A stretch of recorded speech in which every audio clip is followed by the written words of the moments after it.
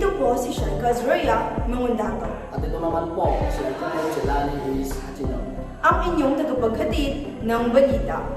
Manali kayong tunay At mapanghahawagan ang mga balitang hatid ng The Archive News. Miyerkules ngayon, ika-4 ng Oktubre, taong kasalukuyan. Narito na ang unang balita. Senior High School Peculiar Inspection sa Our Lady of Peace High School. Huzay Montanier, ibalita mo. Nandito tayo ngayon sa Our Lady of Peace High School. Ito ay isa sa pinaka-pribadong eskwelahan ng Malabang Lanao Rizal. Kasalukuyang naglilinis ng mga estudyante ngayong araw ng Miyerkules. Mahigpit na ibinilin ng school director ng paaralang ito ang pagpapanatili sa kalinisan ng paaralan.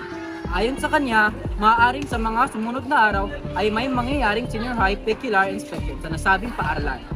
Kaya nararapat lamang na panatilihin, handa at malinis ang eskwelahan sa anumang oras. Busy naman ngayon ang mga estudyante sapagkat ngayong araw lamang ang kanilang oras sa paglilinis dahil sa Huwebes ay recognition day ng mga estudyanteng nasali sa Achievers. Ito na rin ang huling araw ng mga estudyante na papasok sa paaralan dahil ipinahayag na ng school coordinator na walang pasok simula ika-2 ng Oktubre hanggang ika-11 ng Nobyembre. Iyon lamang po, Huzay Montanier, The Archive News. Mayor na idinamit sa indiscriminate firing noong COC filing period. Balikan natin ang nangyaring firing incident noong COC filing period sa bayan ng Malabang Lanao del Sur. Alinadir Dagar Balindong ang kasalukuyang mayor ng nasabing lugar. Idinamit ang kanyang pangalan sa indiscriminate firing incident noong Agosto bandang alas 11 ng tanghali sa Chinatown, Malabang Lanao del Sur.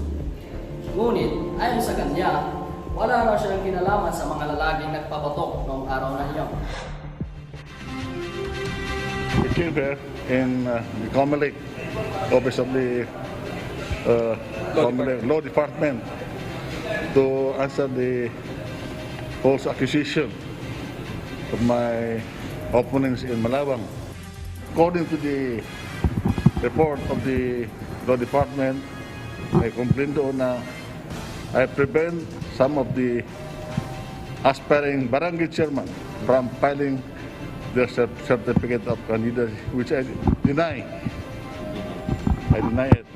Sir, so yung indiscriminate firing, I have nothing to do with that.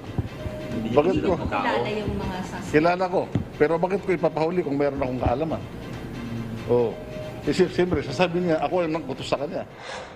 Totoong pinagmulan ng away ng Palestine versus Israel.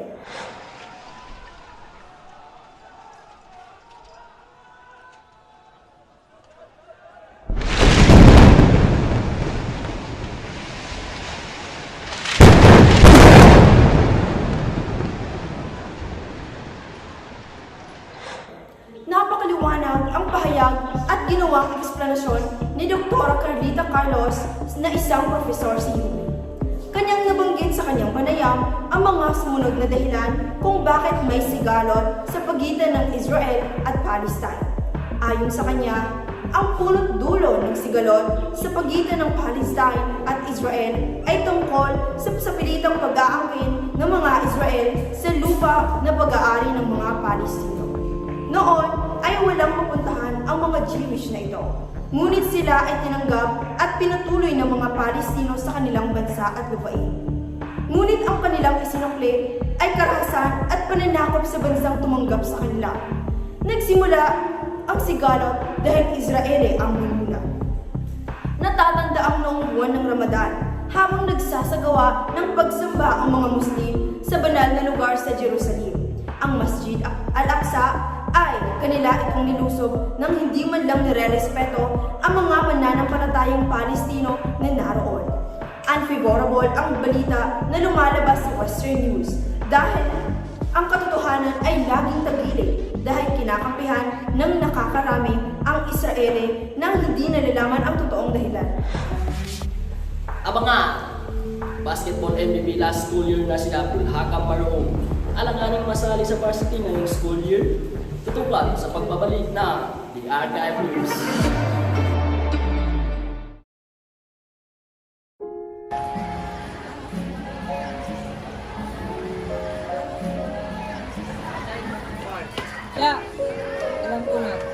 hanapan kita ng cutie. Ito.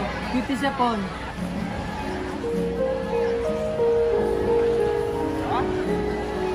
Okay lang.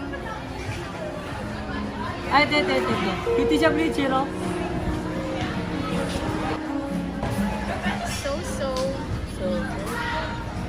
Ay, ito. Sure ako dito. Cutie siya, Pon. No? Cutie siya, Court. Cutie siya, Stern.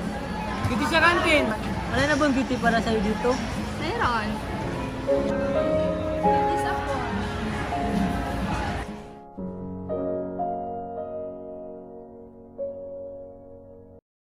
Finger and clover, they go together. Finger and clover, my love affair.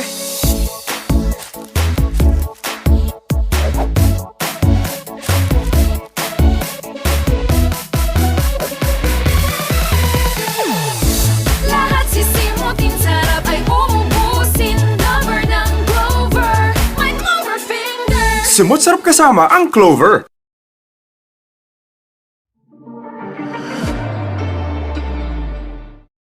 Basketball MVP last school year na si Abdul Hakam Marhum, alanganing masali sa varsity ngayong school year. Labis na nanlumbay si Hakamarohom, ang MVP ng basketball last school year. Ito dahil sa langanin siyang masali sa varsity ngayon. Ayon sa Administrative Office ng Paralan, kailangan masali sa Achiever ang mga varsity ngayong school year. Kasama natin ngayon si Hakamarohom sa isang panayam.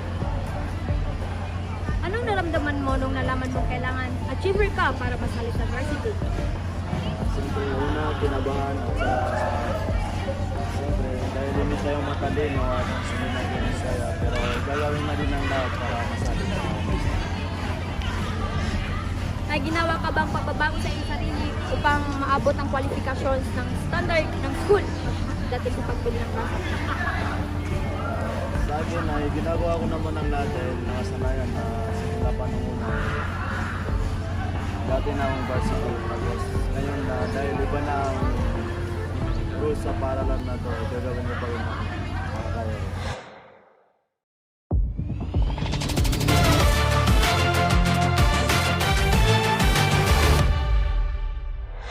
Hola! Welcome sa Celebrity Updates. Ito po si Diamond Benigno. At ito naman po si Patmera Pagayawan, ang inyong taga-update ng mga ganap sa buhay ng inyong mga paboritong celebrities. Ibinahagi ni Kissy Concepcion sa kanyang Instagram post ang kanyang mga sulat sa inang si Sharon Cunita nung bata pa siya. Makikita sa post ang mga litrato ng kanyang baby photos kasama ang magulang nito. Ayon sa isang linya mula sa sulat, sana Papa stays with us, so we will be a complete family like what you said. Caption naman ni Kissy sa kanyang post, minsan talaga, ang fairy tale natin sa buhay ay mananatiling fairy tale na lamang. Samantala, magkakaroon naman ng reunion concert ang kanyang mga magulang na sina Sharon at Gabby bukas sa Mall of Asia Arena. Sa ngayon, hindi pa isinapubliko kung kasama pa si Kissy bilang guest sa reunion concert ng iconic 80s love team.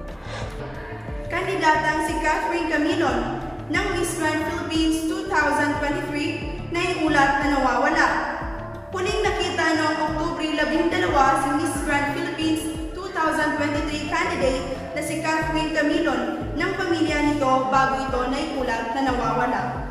Ayon sa magulang at kapatid nito, bandang alas 8 ng gabi ay nakontak pa nila ang 26 anyos na beauty queen bago na-turn off ang cellphone nito hanggang ngayon.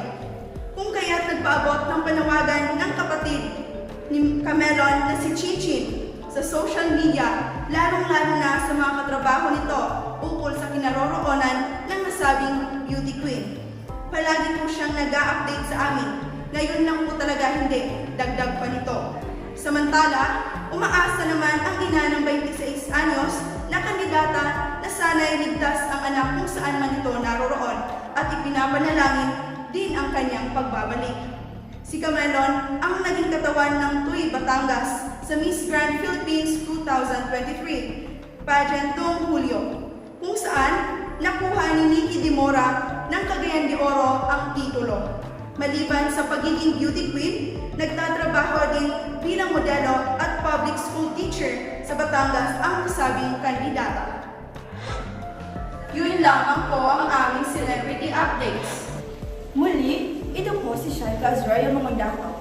At ito naman po, si Atty. Jelani E. Sergino, At yan ang mga balitang nakalap na the Archive News.